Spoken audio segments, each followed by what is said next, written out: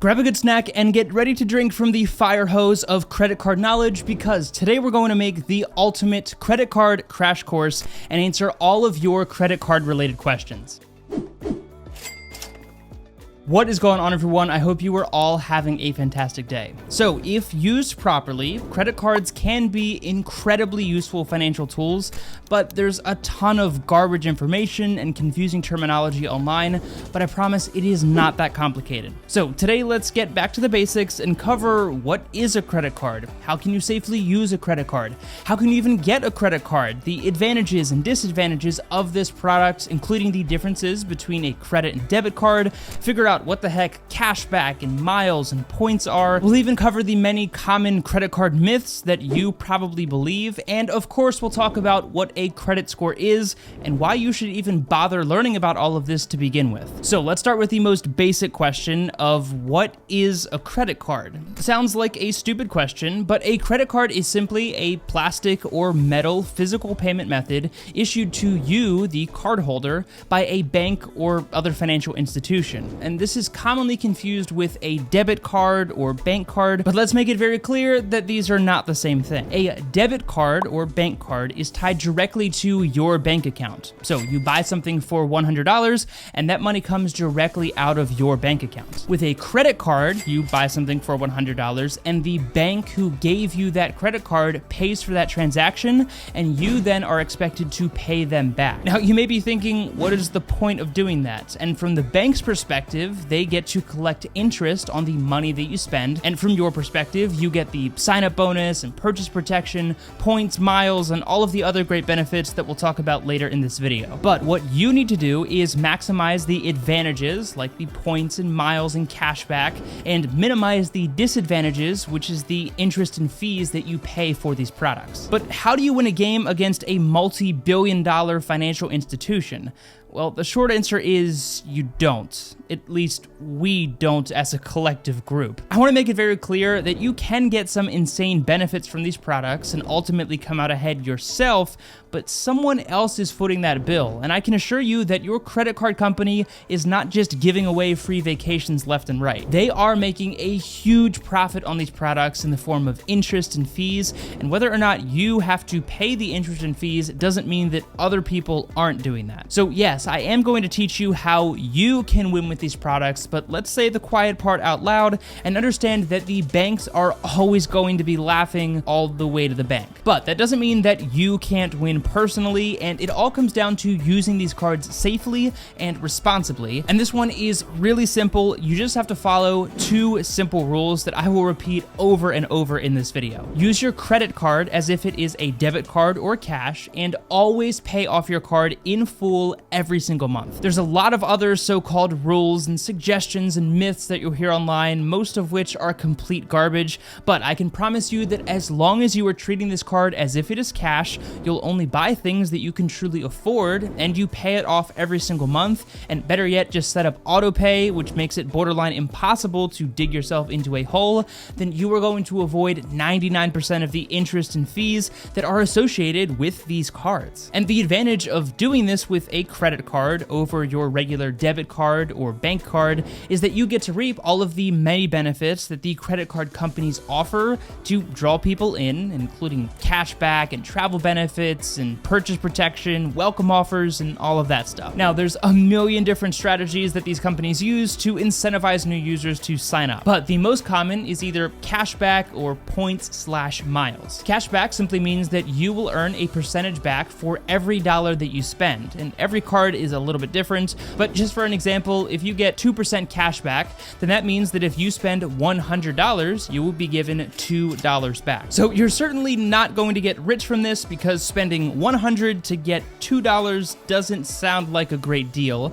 However, many of these cards will offer 5% cash back in specific rolling categories or specific spending categories, and as long as you are following those two rules that we talked about earlier, this basically means that you're getting a 5% off off of those purchases, in addition to the many other purchase protections and benefits that come with using a credit card over a debit card. Now, where things can start to get really confusing is the topic of points and miles, and that could be an entire separate video. These two terms are used interchangeably, but many higher-end travel credit cards will offer you points or miles in place of your cash back, and you're able to then redeem those points for various travel expenses like flights, hotels, and all kinds of other stuff. Again, that's where things get really confusing with point multipliers and transfer partners, so unless you are far into the credit card game, you don't really want to bother with any of that as a beginner, and I would recommend that you just stick with a simple cashback credit card like the Discover It card. Okay, so we understand what a credit card is, we've identified the two most important rules to use these products responsibly,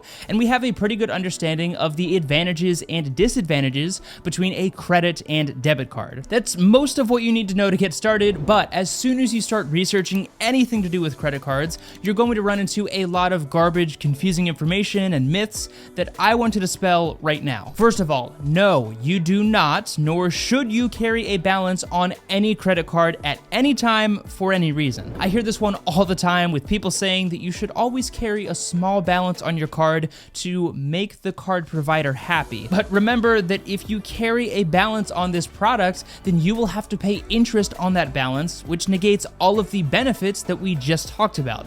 Because you might be earning, say, 5% cash back in a best case scenario, but I assure you that credit card provider is probably charging between 15 to 25% interest on your balance, which will completely negate any cash back that you could possibly earn. Follow those rules that we identified earlier and pay off your card in full every single month. The second myth I commonly hear is that you always need to have revolving credit on each of your accounts, meaning you need to be constantly using them in some way, or otherwise you should just go ahead and close that account. And while there is a sliver of truth to that myth, trust me, closing an account, especially if it is an older account, will have a huge negative impact on what's called your credit score, because it will decrease the total number of accounts that you have, and again, if it's an older account, it will significantly decrease the average age of your credit. Now, you may be asking, what is a credit score? Well, again, credit scores can be an entire separate video, but one of the biggest advantages of using a credit card over a debit card that we have not yet talked about is that it helps you build your credit score, which is simply a 3-digit number between 300 and 850, which in the eyes of a lender represents how you handle your debt and how responsible of a borrower you are. And if you don't have a credit card right now, you may still already have a credit score, because all other types of debt will factor into your credit score, and even utility payments and other financial metrics can impact your score as well. So even if you don't have a credit card right now, you might want to go ahead and pull your credit reports to figure out how you're doing, and you are legally allowed to do that for completely free 3 times per year, once from Experian, TransUnion, and Equifax. Each of those companies will give you your credit report, which is not necessarily the same thing as a credit score, but nowadays most free bank accounts and other financial products will allow you to view your credit score for completely free at any time. So without bombarding you with too much information all at once, just remember that you always want to make those on-time payments, which we already established earlier is a core rule of using these cards responsibly.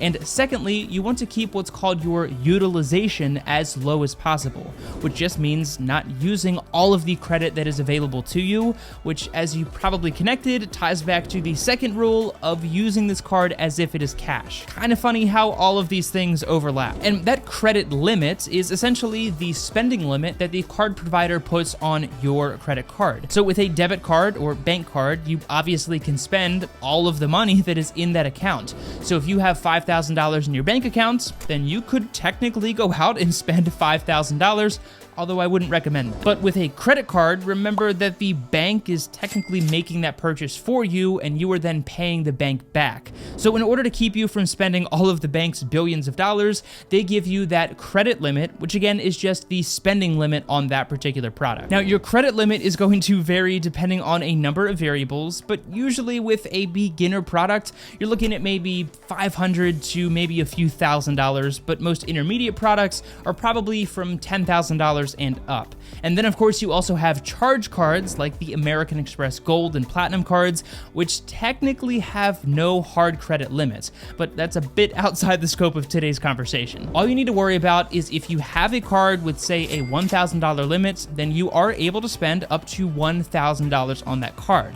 And obviously, once you pay off the balance, it goes back to zero and everything restarts. Okay, deep breath. I know I just threw a ton of information at you, so let's boil this down into a very simple step-by-step process. Assuming you are starting from square one, the first thing you'll want to do is go ahead and get a credit card. And I'll save you the trouble. If you're brand new to this stuff, the Discover It credit card is the best option, hands down. They're not a sponsor of this video, and they're not paying me to say that. It's just the plain and simple truth that most people would probably agree with. And if you want to learn more about the different cards that Discover offers, then you can do that by checking out this video over here. Once you get your card, you'll want to use it just like you have been your regular debit card, and that means buying your groceries and paying for your regular bills and expenses and all of that stuff.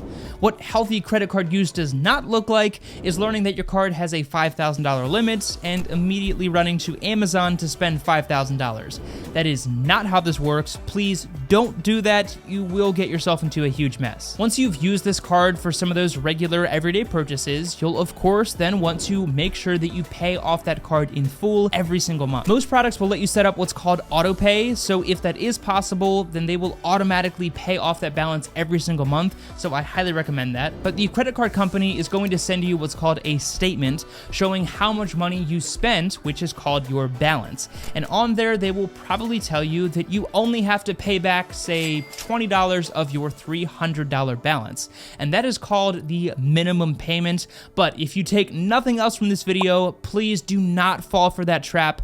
Do not just make the minimum payments, because you will rack up an insane amount of interest very fast. If you spent $500, then your balance is $500, and you better be paying off $500. Otherwise, you should just cut up that card, because you clearly haven't been listening this entire video. Once that card is paid off in full, your balance resets back to zero, and after doing that a few times, you'll quickly build up a great credit score, learn how to use this type of product responsibly, and of course, open yourself up to more advanced credit cards that can give you even better benefits and rewards. Most beginner credit cards will have no annual fee, so if you're using this card responsibly, then that means it is literally completely free and will cost you nothing. I know this can all be really confusing, and yes, just swiping your debit card that comes from your bank account for sure is easier. But beyond the many benefits of using credit that we identified in this video, building that credit score can save you tens of thousands of dollars in the future when it comes time to borrow money on a house, for example, because a better credit score